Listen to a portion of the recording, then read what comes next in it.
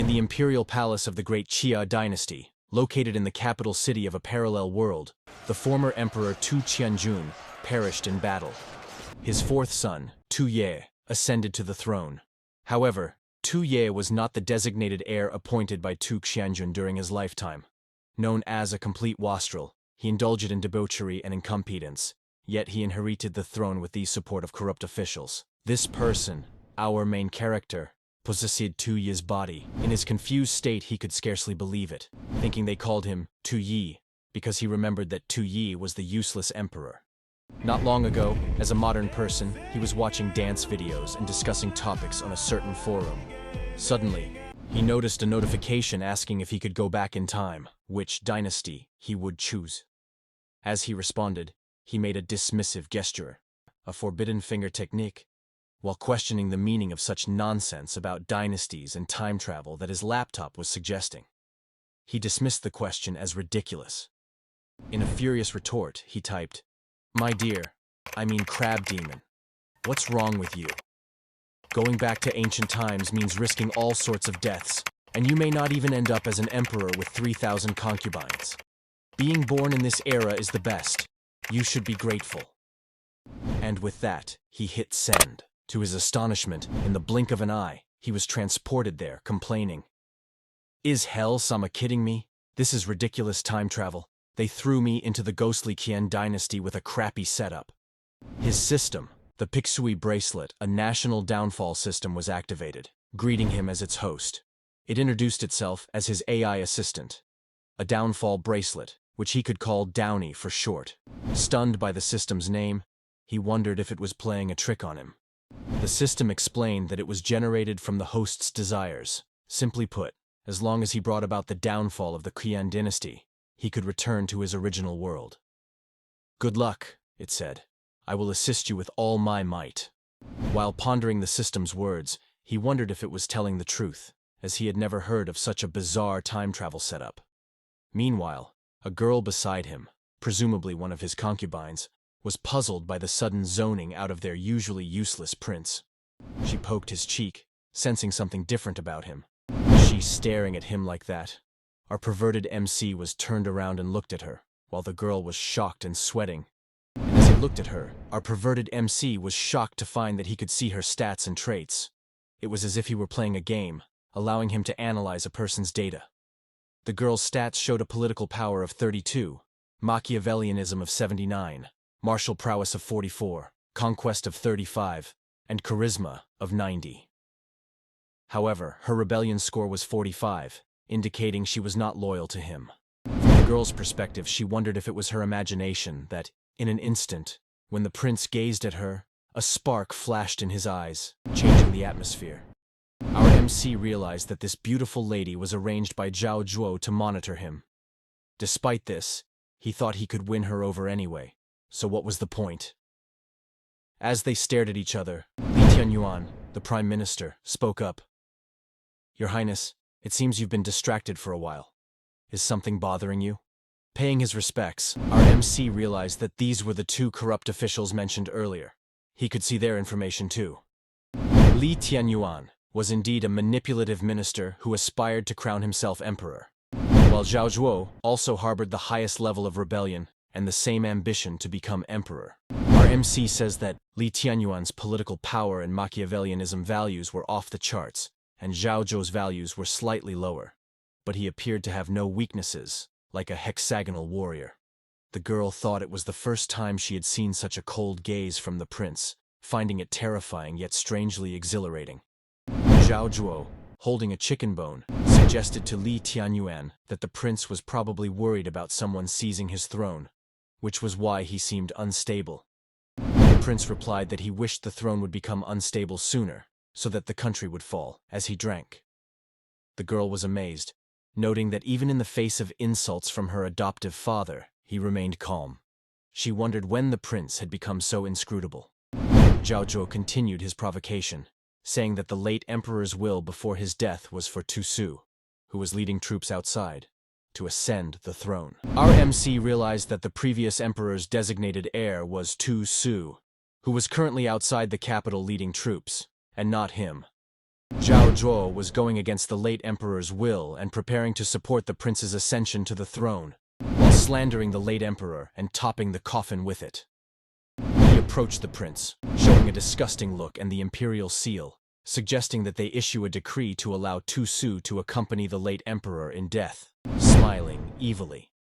Our MC thought that if these two followed their plan and issued the decree to kill Tu Su, he would secure the throne, but it wouldn't help achieve his mission of destroying the country quickly. With the imperial seal, he would be like a puppet in their hands. In the last moments of the late emperor, these two treacherous ministers defied his last wishes and conspired to crown a useless prince as emperor to control the realm. He couldn't just watch dramas. There were no cute girls to watch, only manipulation by these two old coins. He didn't want to live like that, so he wondered what he could do. As he looked at the imperial seal shining in the old pig's eyes, he sneakily snatched it away, thinking, "Why don't I just take them down?" The old pig was shocked and didn't expect that, shouting, "What are you doing?" Our MC thought that if Tu Su died, it would be as if the Qian Dynasty was finished a perfect plan to complete his mission. The old pig looked like a child who had been robbed of a lollipop, asking him what he meant by doing that, while trying to take it back. Our MC was toying with him, turning his face away from the imperial seal. He declared that now, as the emperor, he would keep the imperial seal. He proclaimed that the decisions of life and death were his to make. Meanwhile, the girl watched in amazement, thinking that Her Highness, originally a man, had the audacity to confront her adoptive father in such a manner. Lustful thoughts crossed her mind as he lectured the old man, whom she referred to as a pig. She considered his words domineering and noted his emotional facial expressions and tense body language, which she thought befit a bold man. She blushed, wondering if his previous behavior had been an act. As he continued to toying the old man, who was now panicking and sweating, the girl speculated that with the imperial seal in his hands, his true nature would be revealed. She assumed her adoptive father must be seething with anger, and she was right.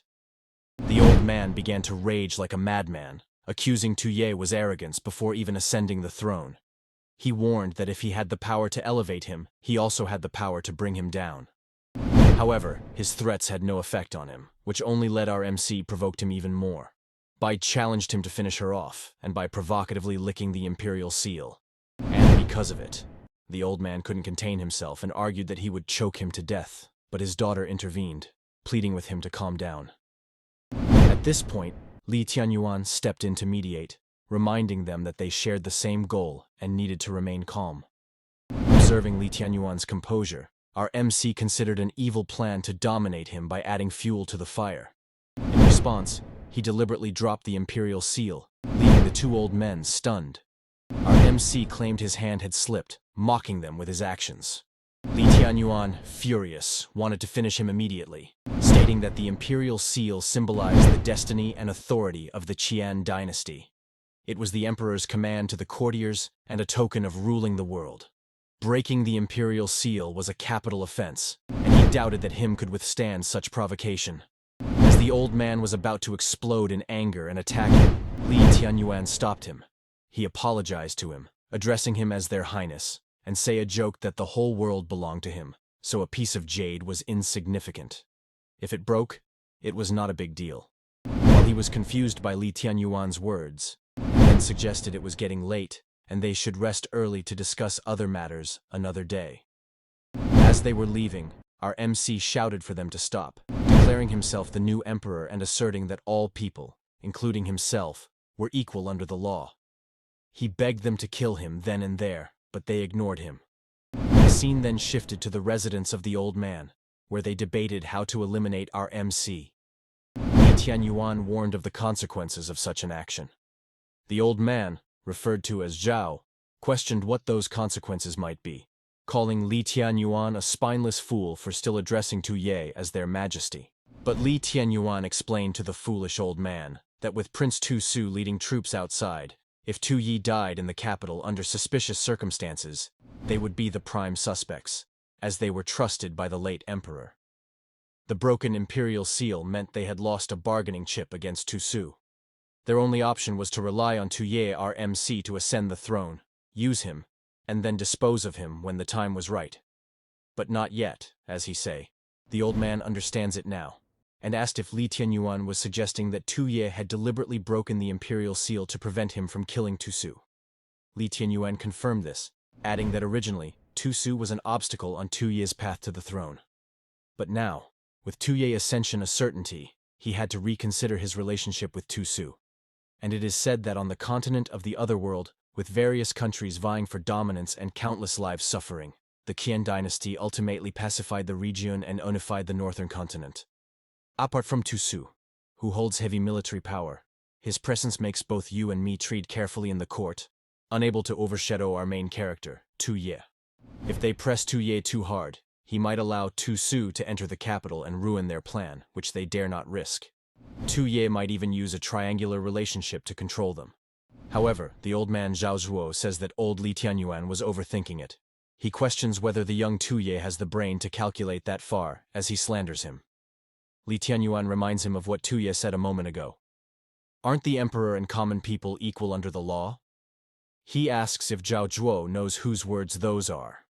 Those words belong to the chief minister of the Qian Dynasty, Wei Xingluo, from 100 years ago.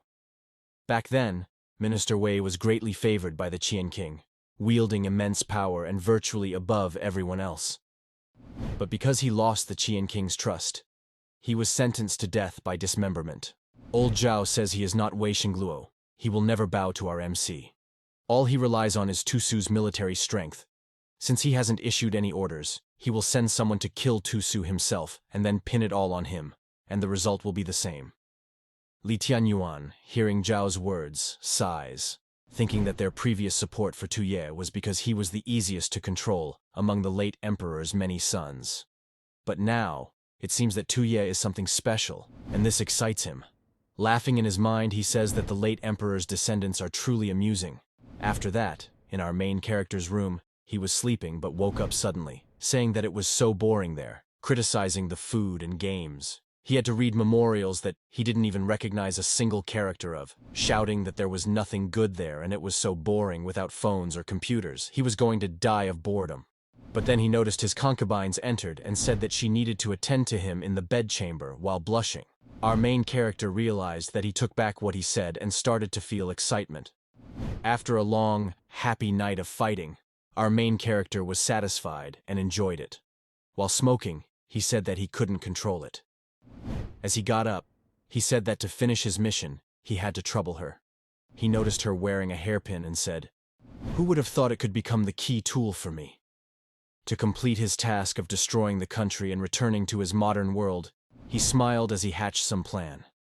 He said to Zhao Shu while drinking, "Aren't you actually a spy placed by old Zhao Zhuo at my side?" She was scared hearing those words, wondering how it was possible, thinking how she was exposed, saying that was impossible, while making excuses to him, not understanding what he was talking about. He didn't care about the apparent relationship between her and Zhao Zhuo.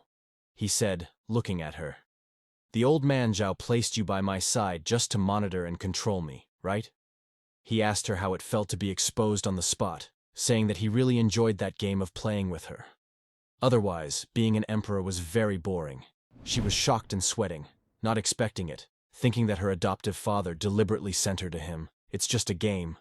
Thinking of what he said to her, that by coming clean to him, it meant that our main character was tired of that game, so she was going to act to kill him. While he deliberately acted like he was sleeping there, to give her a chance to make her move, she now got his hairpin, thinking if her identity is exposed, and she lost her value to her adoptive father too, the only way to redeem herself was to kill him. Now moving towards him, while he was pretending to sleep there, the system notification popped up saying that his national downfall system upgrade was complete, and he will continue to serve him as always. He asked the system what the system upgrade was. The system said to him that to make his mission goal clearer, the upgrade adds a national PowerPoint system. The system integrates political, economic, military, cultural, and other indicators of Qian's national strength to derive national PowerPoints. As long as he lowers the national PowerPoints below 0, the mission of the downfall of the country is considered complete. It reminded him that the initial national PowerPoints are 1,000. Now, as he heard it, even if he were killed now, as long as the national PowerPoints aren't cleared, it's still considered a mission failure. With the current value, even if he dies, it won't lead to clearing the points. Right now, at this moment, Zhao Shu was going to kill him, thinking that His Majesty is probably testing her again. But she had no way out but to kill him. But at this moment, our main character dodged it and held her hand. She thought that, sure enough, she had been played by His Majesty's acting skills once again. In our main character's thoughts, he was trembling, saying that it was so close, he almost died there meaninglessly. But the girl was consistent in trying to kill him and acted again. But her foot slipped, and she fell, crying helplessly at her own mistake. Our main character was smiling, thinking while looking at her. That being a warrior with only a martial prowess value of 44, trying to kill him, was a bit overconfident.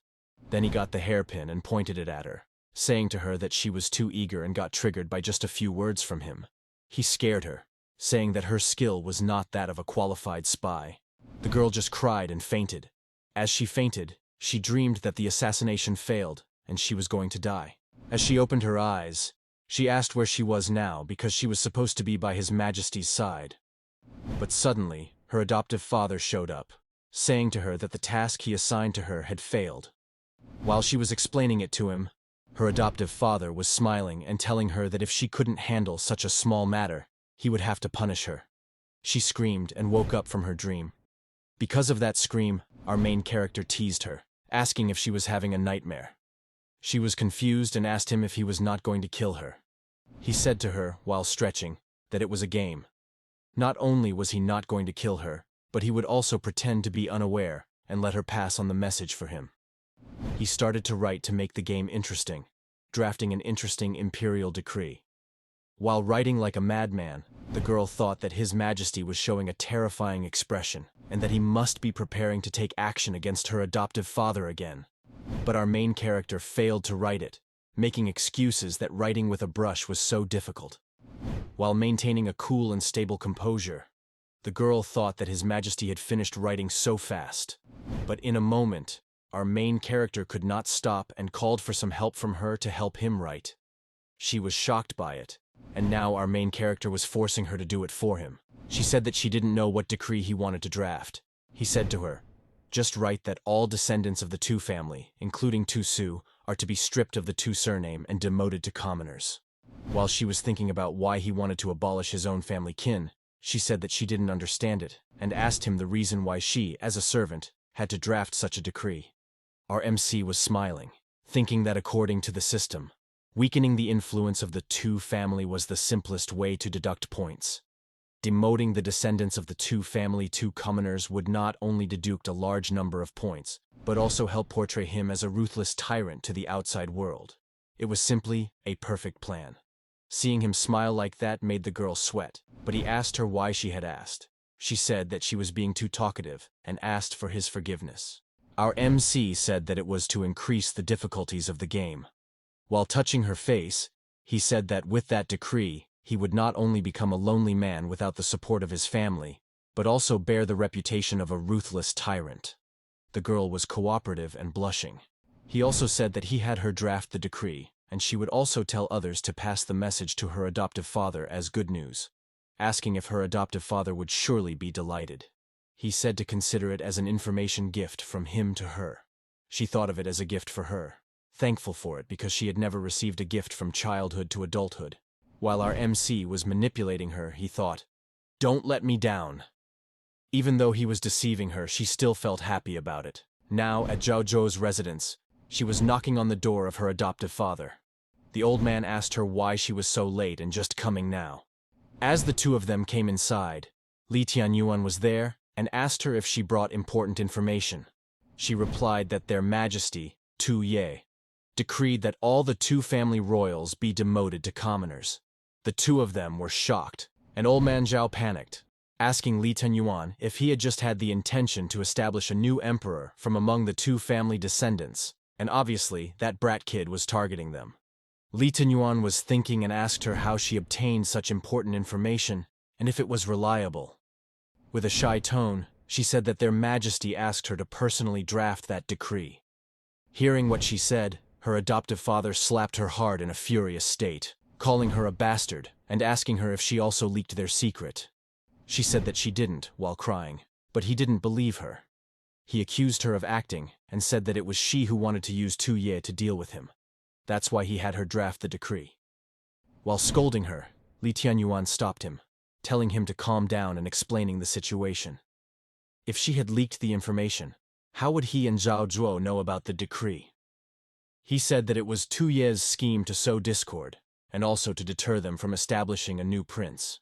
He felt ashamed of how he acted towards his adoptive daughter, and suddenly asked for her forgiveness, realizing that he was wrong. Changing his demeanor, he asked her if she didn't blame him for that. She replied that she didn't dare and understood it. The two old men looked at each other, and Zhao Zhuo asked Li Tianyuan if his plan of establishing a new prince had failed, suggesting that, with his bright plan, they could rally the courtiers and thoroughly humiliate the brat Tu Ye during his first court session. Li Tianyuan was doubtful, saying that his plan was... But before finishing his words, he changed his mind and said to forget it and do as he pleased, thinking that Zhao Zhuo wasn't someone who could make big decisions, and that he should also have his own plans. After that, in the palace, our MC was sitting there, thinking if the decree was ready. The only thing left to do was to announce it, but he said that it was still far from clearing the points to 0 to finish his mission. He said that careful consideration should still yield many methods to deduct national power points. He remembered that in history, a tyrant who caused the downfall of a country, apart from trusting treacherous ministers, also ignored state affairs, forcibly took women from the populace, and recruited concubines from everywhere. Because of this, his excitement exploded, and he said that this was how it would be done.